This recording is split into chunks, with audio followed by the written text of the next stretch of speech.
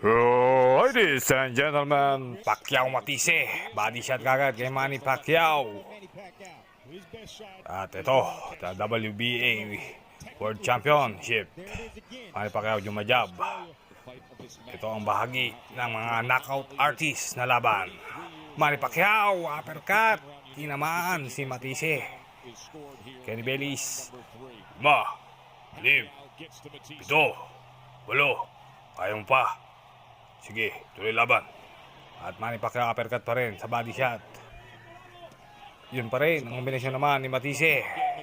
Kaya mga makabawi. Manny Pacquiao sumikwap. Uy, late reaction.